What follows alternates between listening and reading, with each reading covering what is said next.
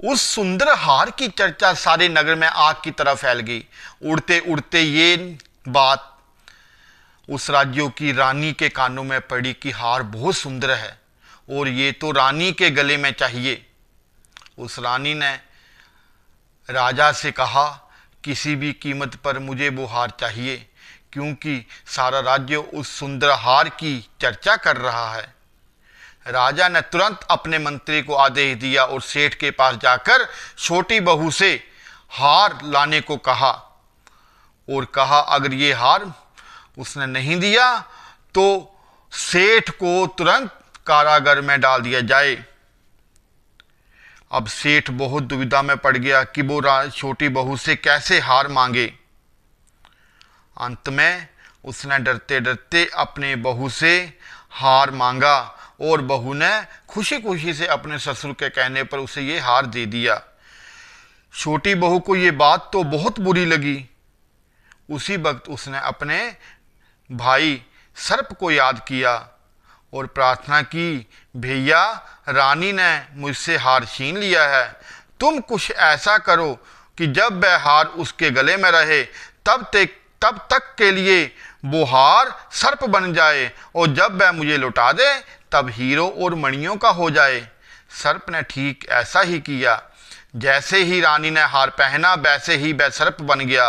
ये देखकर रानी चीख पड़ी और रोने लगी, डर के मारे भय के मारे कांपने लगी। ये देखकर राजा ने सेठ के पास खबर भेजी कि छोटी बहू को तुरंत भेजो। सेठ जी बहुत डर गए कि राजा ना जाने अब क्या करेगा। वे स्वयं छोटी बहू को साथ लेकर उपस्थित हुए।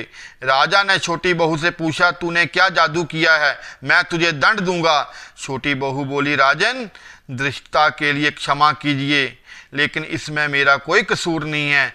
ये हार है ही ऐसा कि मेरे गले में हीरों और मणियों का रहता है और दूसरे के गले में जाएगा तो सर्प बन जाता है। यह सुनकर राजा ने वह सर्प बना हार उसे देखकर कहा, इसे अभी पहनकर दिखाओ। छोटी बहू ने जैसे ही उसे पहना वैसे ही हीरे और मणियों का हो गया। ये देखकर राजा को उसकी बात का विश्वास हो गया और उसने बहुत प्रसन्न होकर बहुत सी मुद्राएं और तोहफे देकर उस छोटी बहू को महल से विदा किया। छोटी बहू प्रसन्न होकर अपने घर आ गई। उसके धन को देखकर बड़ी बहू ने ईर्ष्या के कारण उसके पति को सिखाया कि छोटी बहू के पास कहीं से धन आया है। ये सुनकर उसके पति ने अपनी पत्नी को बुलाकर कहा, ठीक ठीक बता कि वह धन तुझे कौन देता है। तब वह सर्प को याद करने लगी। तब उसी समय सर्प ने प्रकट होकर कहा, ये मेरी धर्म बहन के आचरण पर संदेह प्रकट करेगा तो मैं उसे खा लूंगा। जो भी मेरी बहन को कष्ट देगा, उस पर लांछन उठाएगा, उसे मैं जीवित नहीं छोड़ूंगा। ये सुनकर छोटी बहू का पति बहुत प्रसन्न हुआ और उसने सर्प देवता का बड़ा सत्कार किया, उनसे क्षमा मांगी और उसी दिन से ये नाग पंचमी का त्योहार मनाया जाता है। सभी स्त्रियां सर्प को भाई मानकर उसकी पूजा करती हैं कि हे भैया हमारी रक्षा करना, हम दीनहीन जिस स्थिति में हों तभी हम जब आपको याद करें, हे सर्प भाई हमें याद करना। तब से सभी स्त्रियां नाग देवता को अपना भाई मानती हैं और नाग देवता भी अपनी धर्म बहनों की रक्षा के लिए उपस्थित होते हैं। तो ये कथा थी नाग पंचमी जी की। तो दोस्तों अब आपको मैं बताऊंगा कि नाग पंचमी के दिन पूजा अर्चना कैसे करनी चाहिए।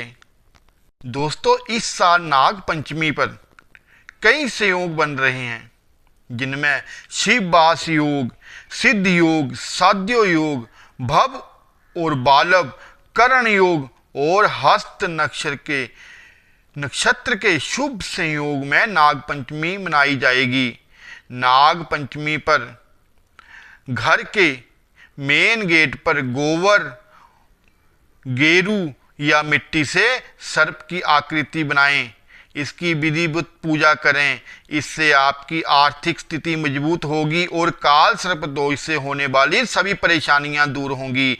नाग पंचमी के दिन राहु और केतु के मंत्रों का जाप करना अति लाभकारी माना गया है। इस दिन राहु मंत्र ओम राहवे नमः और केतु मंत्र ओम केम केतवे नमः। दोबारा बोलता हूं, राहु का मंत्र है ओम राहवे नमः और केतु मंत्र है ओम केम केतवे नमः का मंत्र का जाप करें। नाग पंचमी के दिन श्रीमद् भागवत पुराण और श्री हरिवंश का पाठ करवाएं। इससे जीवन में आ रही सभी परेशानियां दूर होती हैं, दुखों कष्टों से छुटकारा मिलता है। नाग पंचमी के दिन भैरव बाबा की पूजा करना भी अति लाभकर माना गया है। इस दिन भैरव बाबा को पूजा के दौरान कच्चा दूध चढ़ाना चाहिए।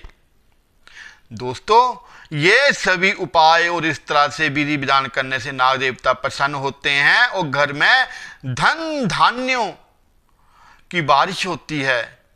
कोई कंगाल हो चाहे भिखारी हो, इस तरह की पूजा करने से, नाग पंचमी के दिन नाग देवता की पूजा करने से, भोले बाबा की पूजा करने से गरीबी और दरिद्रता मिट जाती है। दोस्तों, ये कथा थी आज की। आपको कथा अच्छी लगे इसको ज़्यादा से ज़्यादा शेयर कीजिएगा। जय श्री राम, हर हर महादेव।